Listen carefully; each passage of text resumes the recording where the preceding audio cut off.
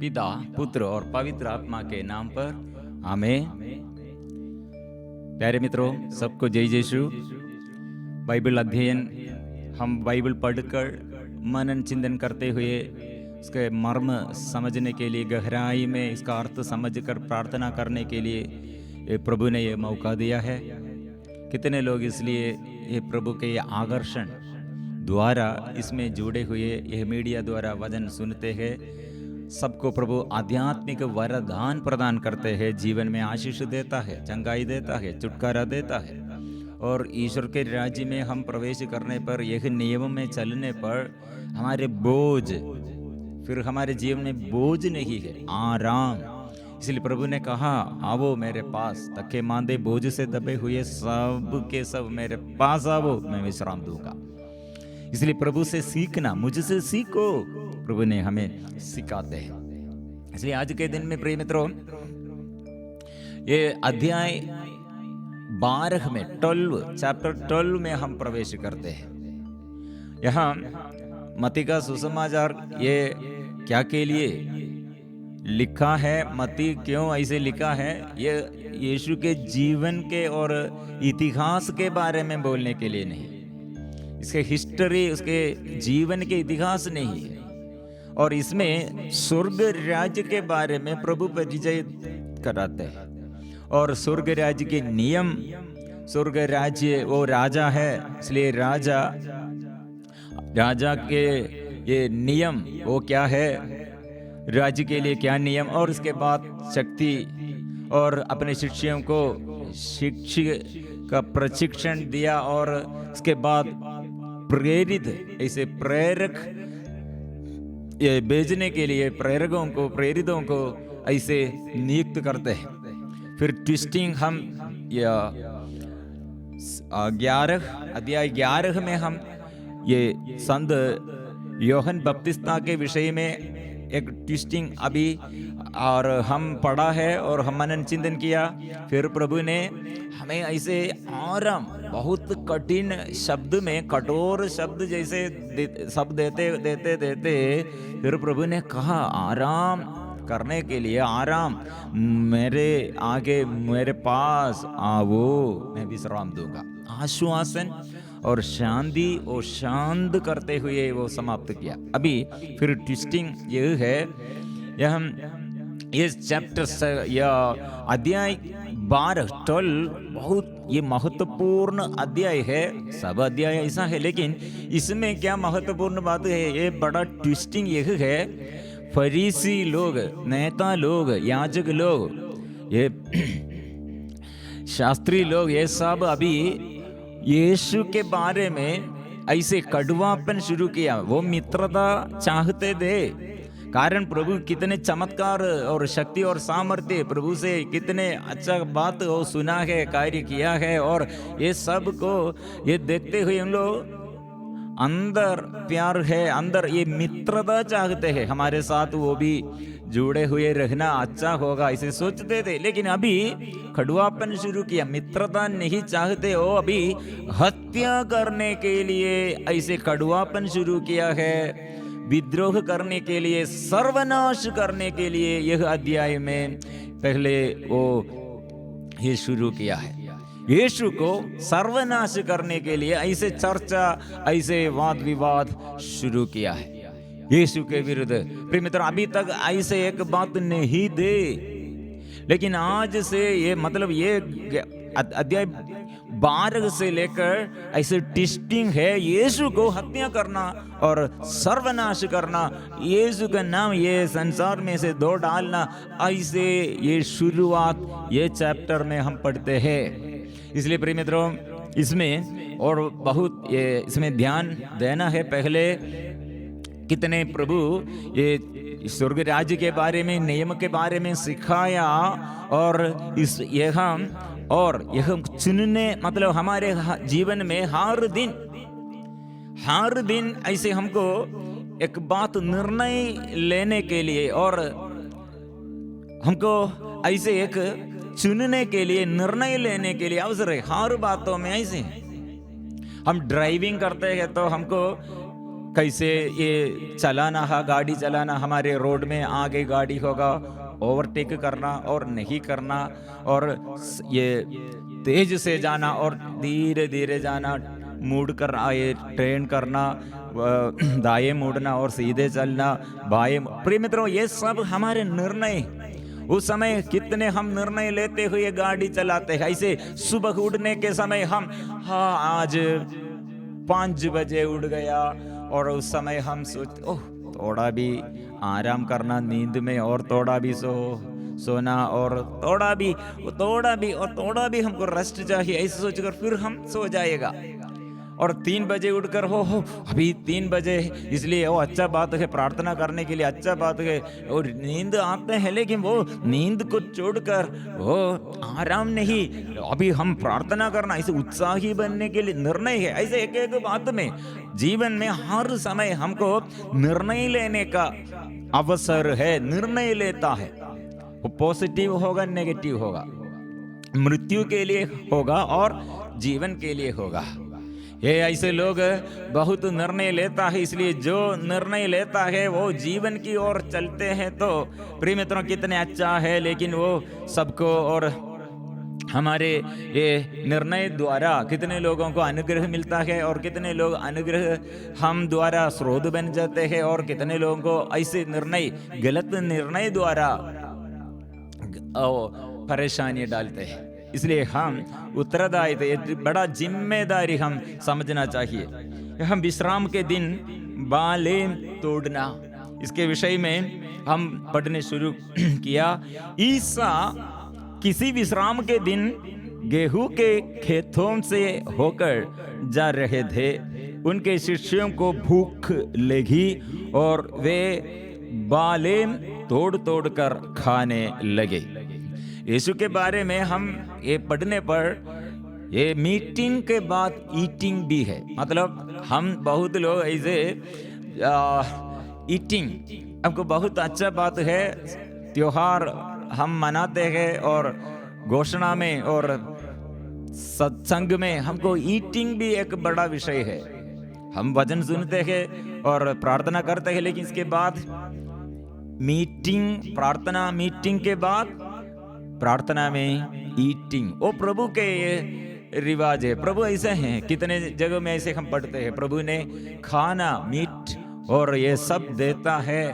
इसलिए 5 रोटी 5,000 लोगों को देता है। वे लोग सब वचन सुनते रहे थे, लेकिन इसके बाद प्रभु ईटिंग और भोजन भी देता है। यह हम ये तोड़कर, क्या तोड़कर, और वे शिष्यों को भूख लगी और वे बालें तोड़ तोड़ कर खाने लगे।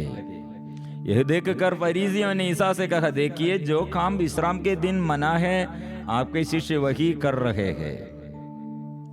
प्रिय मित्र, यहाँ शिष्य लोग ऐसे करने का कारण, एक कारण है भूखे हैं। शिष्यों ये काम करने पर फरीसी लोगों की दृष्टि में ये विश्राम के दिन वे लोग करते हैं। ये प्रिय मित्रों, और थोड़ा भी बैकग्राउंड, उसका परिस्थिति, वो समय का यहूदियों का नियम और उसके ये परंपरा, और समय के ये परंपरा भी, उसका ये आदत भी हम थोड़ा सीखना अच्छा होगा।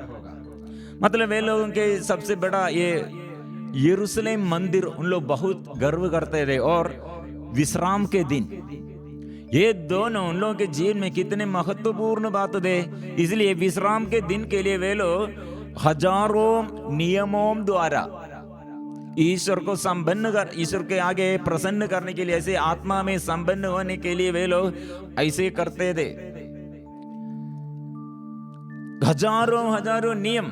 चलिए, नियम मतलब ये बहुत ये खतरनाक नियम है। हमको ये सुनने पर हमको समझ में नहीं आएगा, हंसी और खिलौड़ेगी, हम मुस्कुराते हुए हम सुनेंगे। मतलब सेफ्टी पिन, हम कपड़े में ऐसे पिन करने के लिए सेफ्टी पिन, ऐसे कोई ऐसे सेफ्टी पिन ऐसे लगाते हैं तो ओ काम है, यह काम, ये विश्राम के दिन में नहीं करना, यह काम है। और ऐसे बहुत उदाहरण है। हमको सुनने पर, ये सोचने पर, यह मनन चिंतन करने पर हमको ये मजा उड़ेगा प्रिय मित्रों। और दूसरा एक नियम है, ये जमीन में, मिट्टी में ऐसे लाठी से लाइन मारते हैं तो वो नियम का उल्लंघन है।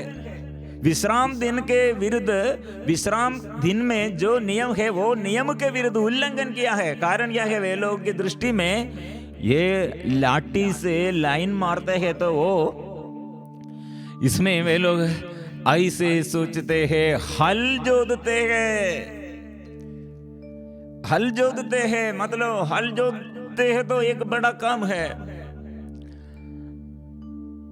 प्रिय मित्रों, ऐसे खेत में हम ये हल जोतते हैं, ऐसे बड़ा काम जैसे विश्राम के दिन में छोटा एक ये लाइन मारते हैं तो ऐसे बराबर है, समान है। प्रिय मित्रों, ऐसे कितने ये हम समझना है। विश्राम के दिन में ईश्वर को महिमान्वित करने के लिए, ईश्वर को प्यार करने के लिए उन लोगों के ये रिवाज, ऐसे एक परंपरा है।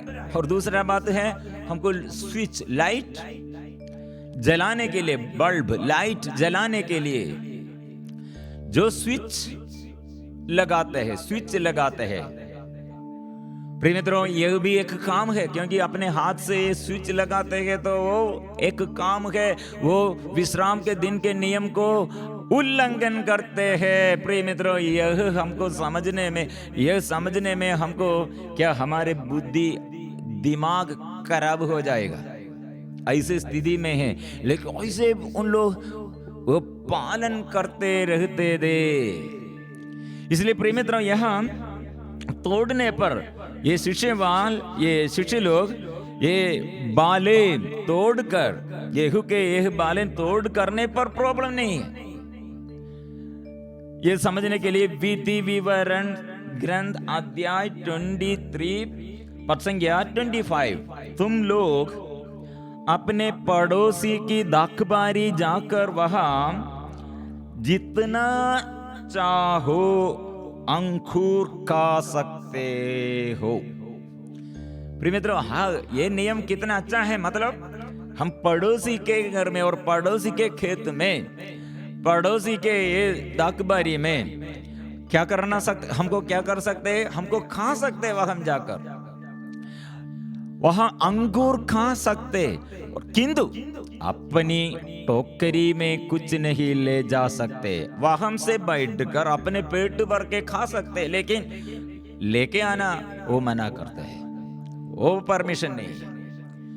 ठीक बात है। सेकंड, यदि तुम अपने पड़ोसी के अनाज के खेत से होकर निकलो तो हाथ से बालों को तोड़कर खा सकते हो।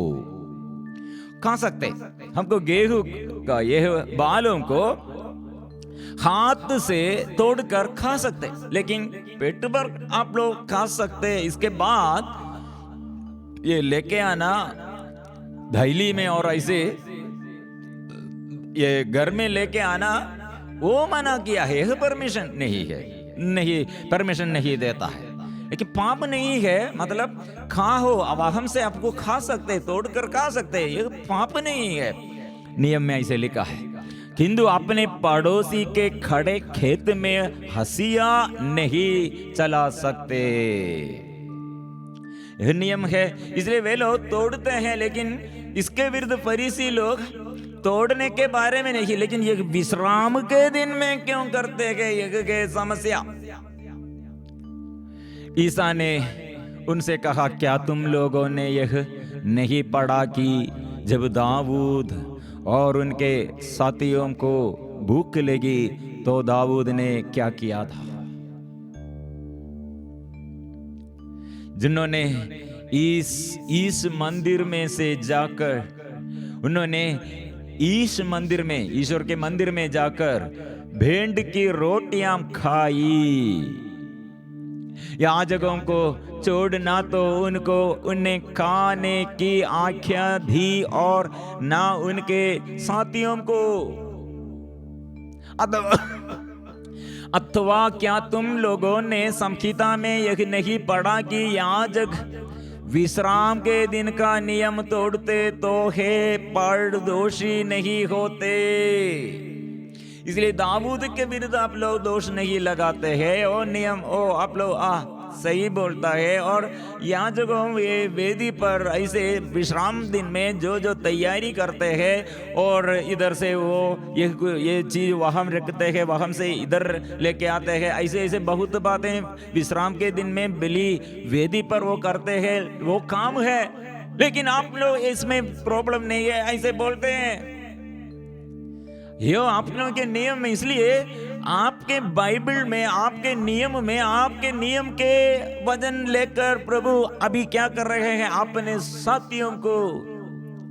प्रिय मित्रों, प्रभु का एक स्वभाव, एक व्यक्ति के विरुद्ध दूसरा एक व्यक्ति कंप्लेंट लेके आने पर, ये जो कंप्लेंट लेके आया और उससे प्रभु कैसे मनोभाव, और जो कंप्लेंट किया उससे साथ कैसे व्यवहार करते हैं।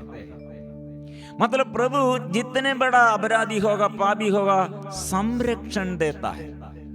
जो कंप्लेंट लेके आते हैं उनमें से प्रभु जो कंप्लेंट किया उसे प्यार करते हैं, उसे संरक्षण देता है। हमको समझ में नहीं आते क्यों प्रभु ऐसे करते हैं, लेकिन व्यक्तिगत रूप में ये लोग दूसरों के आगे एक व्यक्ति को ऐसे अपनाम करने के लिए प्रभु कभी नहीं चाहते हैं, कभी नहीं चाहते हैं। ये समूह के आगे एक व्यक्ति के बलहीनता, दुर्बलता और उसके कमजोरी क्या है, यह स्वीकार, यह ऐसे दूसरों के आगे ऐसे लज्जित करने के लिए, अपमानित करने के लिए, एक व्यक्ति का जो कमजोरी हो ये कमजोरी पर और ऐसे अपमानित करने के लिए प्रभु को इच्छा नहीं है, प्रभु यह नहीं चाहते हैं। ये प्रभु का अपार प्यार है।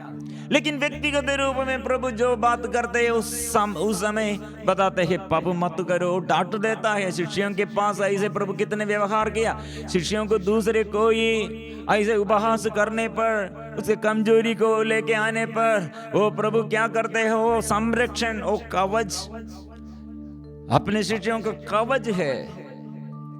लेकिन अपने शिष्यों को और अकेला है तो डांट देता है। क्यों ऐसे करते हैं, क्यों आप विश्वास छोड़ दिया और अल्पविश्वासी बन गया है, अविश्वासी बन गया है। लेकिन वो व्यक्तिगत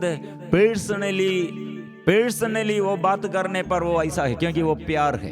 लेकिन दूसरों के आगे एक व्यक्ति का, प्रिय मित्रों, यह मनोभाव कितने महत्वपूर्ण मनोभाव है। एक पति होगा, एक पत्नी होगा, बच्चा होगा, एक पापा मम्मी होगा और अधिकारी होगा।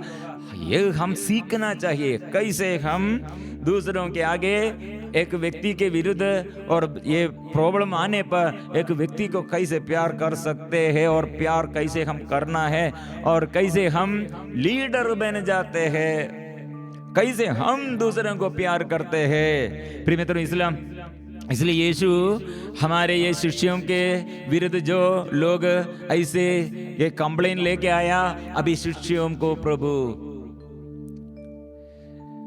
ये आर्ग्यूमेंट, वो कुछ आर्ग्यूमेंट वहां शिष्यों के लिए, और जो विरुद्ध आर्ग्यूमेंट लेके आया उनके विरुद्ध आर्ग्यूमेंट करने के लिए प्रभु ये हम कुछ बातें सिखाते हैं। प्रिय मित्रों, ये शिष्यगण क्यों ऐसे तोड़ किया है, यह तोड़ करने का कारण क्या है, और भूख लगा है, क्यों भूख लगा है। ये प्रभु यीशु के लिए वे लोग सेवा करते हैं, अभी शिष्य लोग हैं, अभी प्रेरित बन गए हैं। इसलिए जो प्रेरित है वे लोग ऐसे स्थिति में, प्रभु ऐसे सिचुएशन में शिष्यों को प्रशिक्षण देता है। मत्ती के सुसमाचार अध्याय 8 पद संख्या 20 में पहले हम पढ़ा था, शिष्य बनने चाहते के तो वो क्या योग्यता और उसमें क्या होगा। आकाश के पक्षियों को अपने घोंसले, लोमड़ियों की अपनी मांदे, परंतु मानव पुत्र के लिए सिर रखने को भी अपनी जगह नहीं है। मतलब प्यास, भूख वो सब हमको लगेगा, क्योंकि वो सेवक है। सेवकों को ऐसे प्यास, ऐसे भूख। और प्रिय मित्रों, ऐसे ये जीवन में हमको ये प्यार करने के लिए, जीवन में सुख दुख हम अनुभव करने के लिए प्रभु अवसर देता है। ये वे लोग सेवक है। प्रिय मित्रों, ये बड़े बात, ये बात हम ये एक बार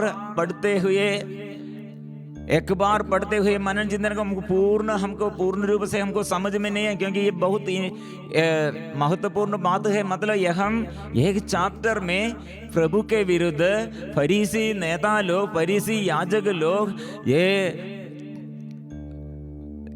कटुआपन, मित्रता वे चाहते हुए पीछे पीछे आते थे और उससे बात करते थे, लेकिन अभी मित्रता नहीं, अब विद्रोह शुरू किया है। ये समझना चाहिए। इसलिए ये आर्ग्यूमेंट, प्रिय मित्रों, ये आर्ग्यूमेंट हम पढ़ते हैं। अभी नियम के अनुसार दाऊद ने क्या किया है?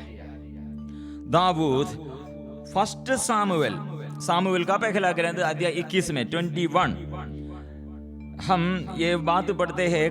पद संख्या 1 में से पद संख्या 7 तक इसके विषय में लिखा है। पद संख्या 5 हम पढ़ते हैं। याजक ने दाऊद से कहा, मेरे पास साधारण रोटियां नहीं, केवल पवित्र रोटियां। क्या वे सैनिक स्त्री संसर्ग से दूर रहे हैं? दाऊद ने याजक को उत्तर दिया, हमारा संसर्ग स्त्रियों से नहीं हुआ। जब मैं साधारण कामों के लिए बाहर निकलता तब सैनिकों के शरीर शुद्ध रहते हैं, और फिर आज तो उनके शरीर और अधिक शुद्ध होंगे। इस पर याजक ने उसे पवित्र रोटियां दी, क्योंकि वह केवल भेंट की रोटियां दी, जो प्रभु के सामने से ताजी रोटियां रखने के समय उठा ली जाती है। यह दाऊद ऐसे किया है। आपके बाइबल में, आपके नियम के अनुसार, याजकों के और ये शास्त्रियों के, फरीसियों के नियम के अनुसार वे लोग उसके विषय में सही बोलते हैं, कोई बात नहीं। और सेकंड बात, मंदिर में, प्रिय मित्रों, मंदिर में याजक लोग जो सेवा करने के लिए आते हैं, उस समय विश्राम के दिन में वे लोग क्या करते हैं? एक एक काम में वहां कितने दूर, साबत के दिन में कितने दूर चलना है, वो नियम है, लिमिटेड है। इसलिए हम अपने घर में कितने हम चलते हैं, मतलब ऐसे हम विश्राम के दिन में कितने, एक स्त्री रसोई में, अपने किचन में, अपने घर में, जो दूर बाहर नहीं, लेकिन वो भी कितने चलना है, हमारे पैर से कितना सफर करना है, कितना चलना है, वो भी नियम है।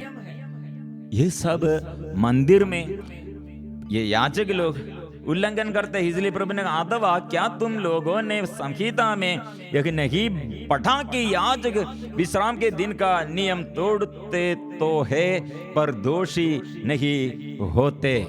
मैं तुमसे कहता हूं, यह वह है जो मंदिर से भी महान। मैं तुमसे कहता हूं, यह वह है जो मंदिर में से भी महान। मैं बलिदान नहीं बल्कि दया चाहता हूं। यदि तुम लोगों ने इसका अर्थ समझ लिया होता तो निर्दोष को दोषी नहीं ठहराया होता, क्योंकि मानव पुत्र विश्राम के दिन का स्वामी है। इसलिए प्रिय मित्रों, यहाँ विषय, यह सब्जेक्ट कैसे हम समझते हैं? यहाँ 3 आर्ग्यूमेंट अपने शिष्यों के विरुद्ध फरीसी लोग, ये शास्त्री लोग यह बात करने पर प्रभु ने यह आर्ग्यूमेंट रखा है। पहला, दाऊद ने यही नियम तोड़ किया था। वहां ये रोटी खाई, कैसे रोटी? वह आप लोग सही बोलता है, और सेकंड आर्ग्यूमेंट, याजक विश्राम के दिन तोड़ते हैं, विश्राम के दिन के लिए नियम को वो तोड़ते हैं, क्योंकि वो मंदिर में इसे सेवा करने के समय कितने चलते हैं, कितने काम करते हैं।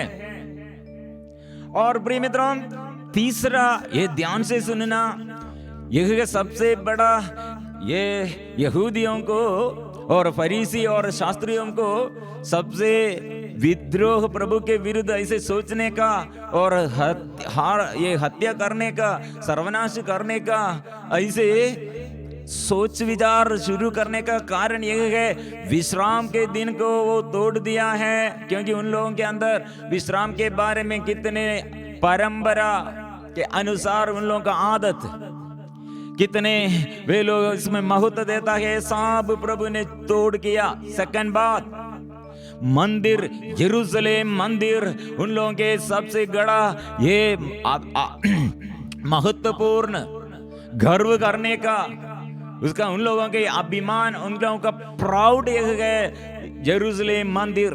इसलिए वहां के सेवक लोग, वहां के याजक लोग और शास्त्री लोग, याजक लोग, नेता लोग, वे लोग उसका गर्व यह है। इसलिए उन लोग वहां से सेवकों को कितने गर्व है, अहंकार, घमंड। प्रिय मित्रों, लेकिन वहां यीशु ने क्या कर रहे हैं, यीशु ने क्या संदेश दिया है, क्या बताते हैं प्रिय मित्रों? प्रभु ने क्या कहा,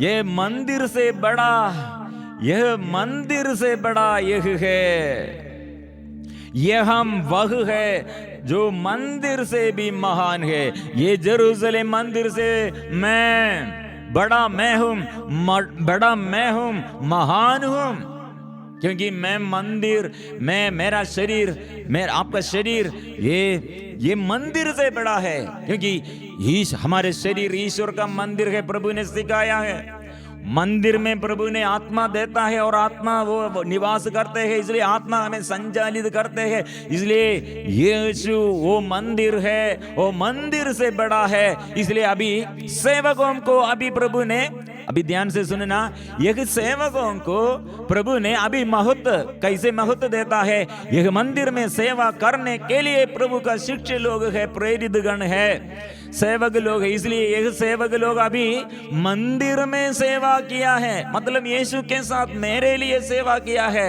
मंदिर में सेवा किया है। इसलिए वे लोग यह करते हैं, यह खाते हैं सेवा के लिए। इसलिए यह सेवा दया, एक दूसरे को प्यार करने के लिए, दया का और करुणा और दया और अनुकंपा से पूर्ण होकर, ऐसे परिपूर्ण होकर रोगियों को चंगा करते हैं, अशुद्धता और अपवित्रता को दूर करते हैं और शैतान को निकालते हैं, दरिद्रों को, दुखियों को वो वचन देते हुए, ऐसे सेवा करते हुए, अंधकार में जो रहते हैं इन लोगों को सेवा करते हुए, प्रभु स्वर्ग के नियम क्या है और स्वर्ग के शक्ति क्या है, ये सब सेवक लोग कर रहे हैं। प्रिय मित्रों, इसलिए वे सेवक लोगों को अनुमति, परमिशन दिया है। मतलब नियम में नया नियम अभी प्रभु ऐसे थोड़ा से अच्छा से समझ जाते हैं, और पुराने नियम में ऐसे पूर्वजों और याजकों द्वारा ऐसे मंदिर में करते हैं, तो वो हमारे शिष्य लोग ऐसे करते। कारण क्या है, वे याजक है, याजक लोग है। ऐसे प्रभु अपने शिष्यों को यह पोजीशन भी वो समझ जाते, बहुत बड़ा सीक्रेट है। इसलिए पुराने मतलब ये पुराने पूर्वजों के परंपरा के अनुसार ये शास्त्री लोगों को ये मंदिर में बड़ा पोजीशन में जो नेता लोग थे, वह लोगों का यह पोजीशन हिलने शुरू किया।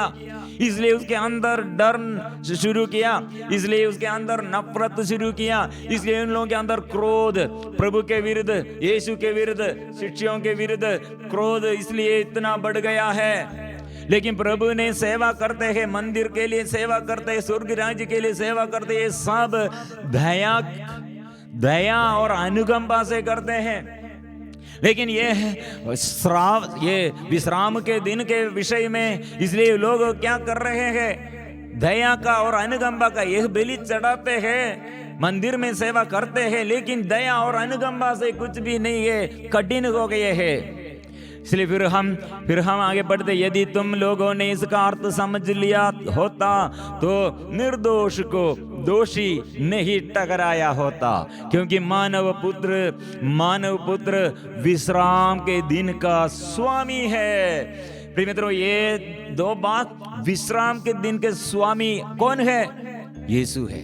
लेकिन विश्राम के दिन के विषय में कितने लोग ये नियम, हम मूसा के संहिता के अनुसार, मूसा के ये नियम के श्रेणी के अनुसार वे लोग विश्राम के दिन में क्या कर रहे थे? सब तोड़ किया है। इसलिए उसने यीशु ने कहा, मैं विश्राम दिन के स्वामी है और ये मंदिर से महान है, मंदिर मैं हूं।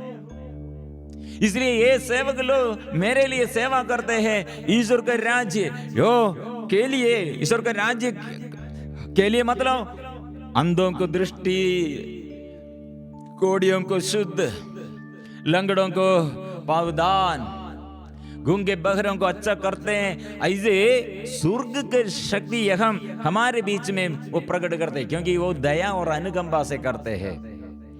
प्रिय मित्रों, फिर हम आगे बढ़ते हैं, सूखे हाथ वाला। वहां से आगे बढ़ते पर ईसा उसके सभागृह आए।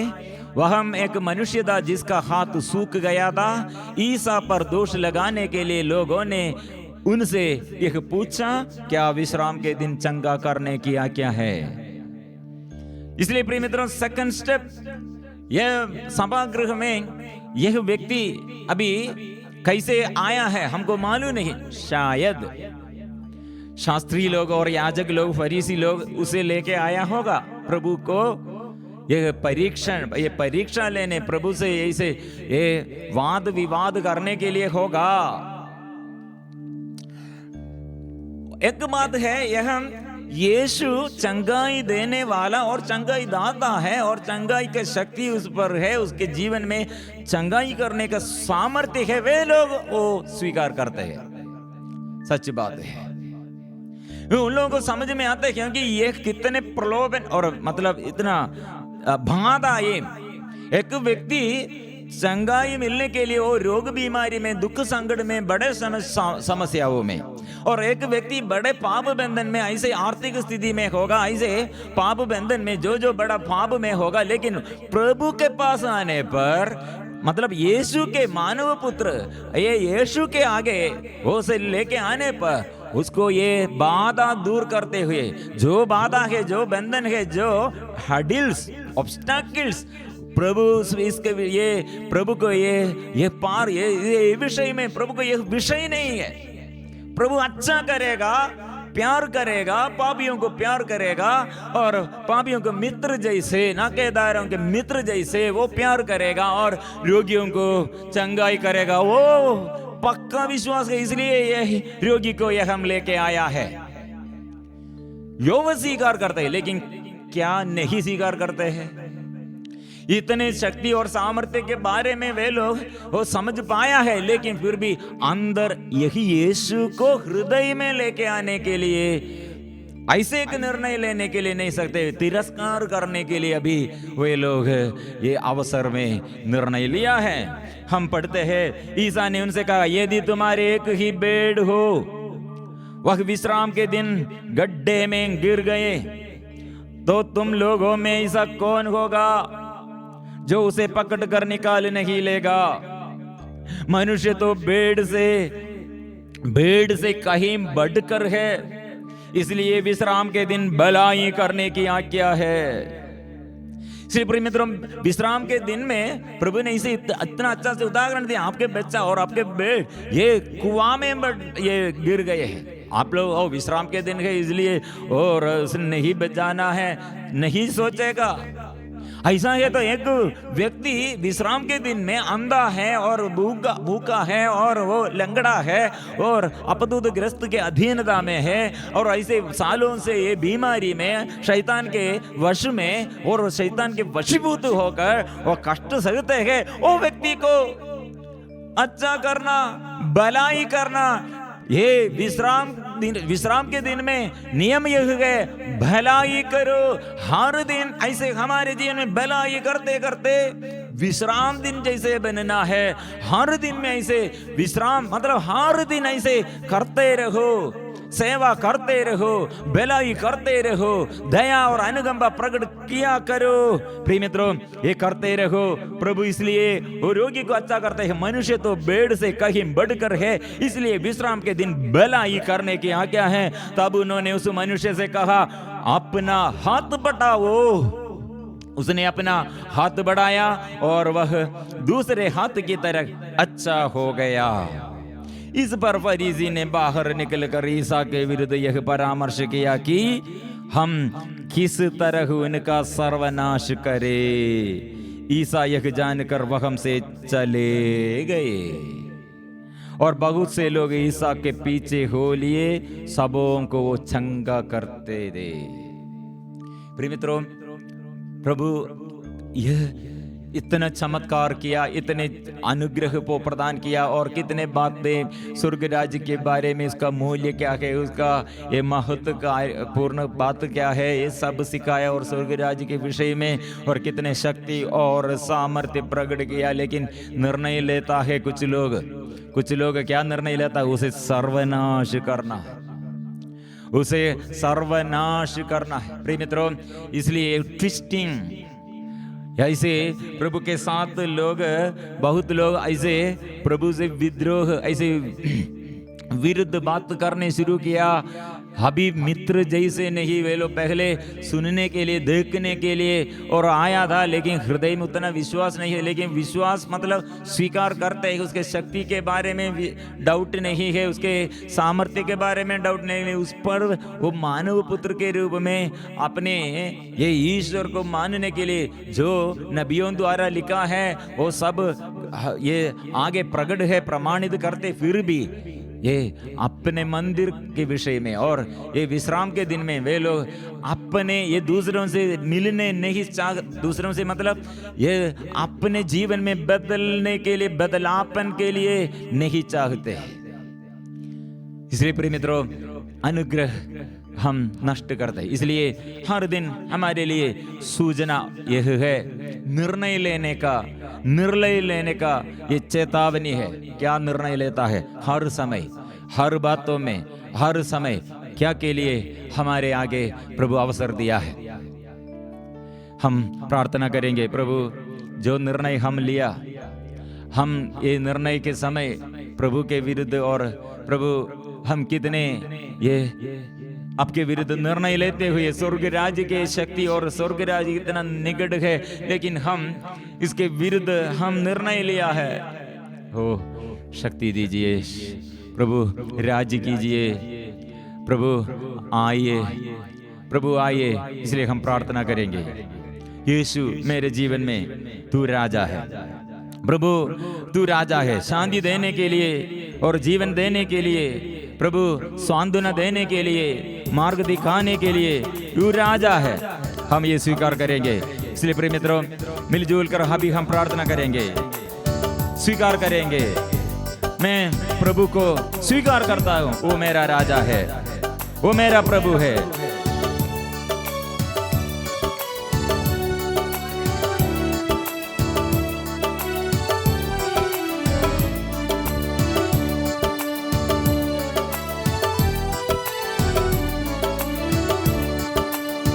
यीशु तू राजा है, शांति का राजा है। यीशु तू राजा है, शांति का राजा है। जितना महान है तू, उतना ही दयालु भी है। जितना महान है तू, उतना ही दयालु भी है। तू सहारा सदा सर्वदा, तेरी आराधना हो, तेरी आराधना हो। बोलेंगे, तू सहारा सदा सर्वदा तेरी आराधना हो, तेरी आराधना हो। यीशु तू स्वामी है, सब कुछ का मालिक है। यीशु तू स्वामी है, सब कुछ का मालिक है। संजीवन जल के समान सांत्वना देता रहा है, संजीवन जल के समान सांत्वना देता रहा है। तू चरवाहा चंगाई दादा तेरी आराधना हो, तेरी आराधना हो। तू चरवाहा चंगाई दादा तेरी आराधना हो, तेरी आराधना हो। यीशु तू स्वामी है, सब कुछ का मालिक है। यीशु तू स्वामी है, सब कुछ का मालिक है। यीशु तू राजा है, शांति का राजा है। यीशु तू राजा है, शांति का राजा है। राजा यीशु राजा, यीशु राजा, यीशु राजा, यीशु राजा, यीशु राजा, यीशु राजा, यीशु राजा। चंगाई करने वाला यीशु आजा, चंगाई करने वाला यीशु आजा, चंगाई करने वाला यीशु आजा, चंगाई करने वाला यीशु आजा। शांति देने वाला यीशु आजा, शांति देने वाला यीशु आजा, शांति देने वाला यीशु आजा, शांति देने वाला यीशु आजा। मुक्ति देने वाला यीशु आजा, मुक्ति देने वाला यीशु आजा, मुक्ति देने वाला यीशु आजा, मुक्ति देने वाला यीशु आजा। छुटकारा देने वाला यीशु आजा, छुटकारा देने वाला यीशु आजा, छुटकारा देने वाला यीशु आजा, छुटकारा देने वाला यीशु आजा।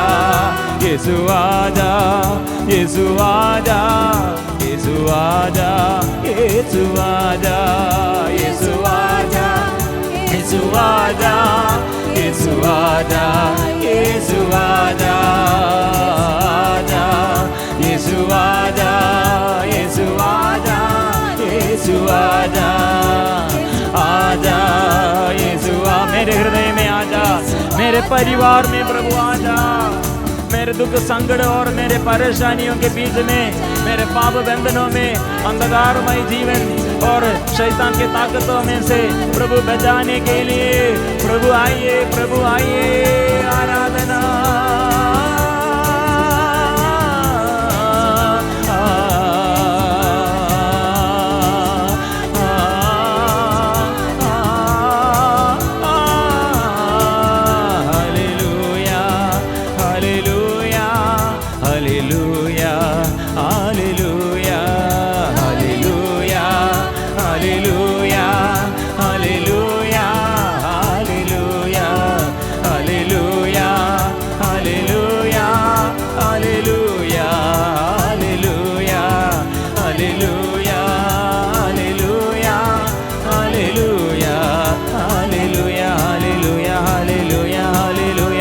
बंधन खुल जाए, सारे अंधकार दूर हटे। ओ आइए प्रभु, आइए प्रभु, आइए प्रभु, शुद्ध कीजिए प्रभु, शुद्ध कीजिए। Hallelujah, hallelujah, hallelujah. आराधना, आराधना, आराधना, आराधना, आराधना। इस वक्त हम हर इंसान के जीवन में प्रभु पवित्र आत्मा के अभिषेक, प्रभु अंधकार दूर कर दे, वचन का मर्म समझने की कृपा दे। दुख द्वारा, सहन द्वारा, बड़े परेशानियों द्वारा, आर्थिक तनाव द्वारा, बड़े बड़े समस्याओं द्वारा हमारे मन कितने दब गए हैं। टूटे उटे मन को, टूटे फूटे परिवार में प्रभु अच्छा कर दे। आइए प्रभु, आइए प्रभु, रोग बीमारी में प्रभु सांत्वना दे। और हम थक गए हैं प्रभु, शक्ति दे। आराधना, आराधना,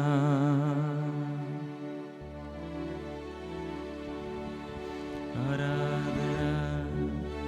सिर झुकाकर प्रभु के आगे धन्यवाद देते हुए इस वक्त प्रभु मेरे मन में, मेरे जीवन में, मेरे हृदय में, मेरे परिवार में आइए और हम समर्पण करते हैं देश देश के लिए, राज्यों के लिए, घर घर के लिए, गांव गांव के लिए, हमारे अधिकारियों के लिए, शोधक आत्माओं के लिए। हमारे माँ बाप मर गए और पूर्वजों मर गए, लेकिन ऐसे सभी आत्माओं के लिए हम प्रार्थना करेंगे। जो जो बाधा, जो जो दिक्कत हमारे आगे प्रभु तेरे पवित्र लहू से, पवित्र आत्मा से भर दे, अभिषेक कीजिए। प्रार्थना करेंगे। पवित्र परम प्रसाद के अभिषेक हम प्राप्त करते हैं अभी। पवित्र परम प्रसाद की आराधना हो, स्तुति हो, महिमा हो सदा सर्वदा। पवित्र परम प्रसाद की आराधना हो, स्तुति हो, महिमा हो सदा सर्वदा। पवित्र परम प्रसाद की आराधना हो, स्तुति हो, महिमा हो सदा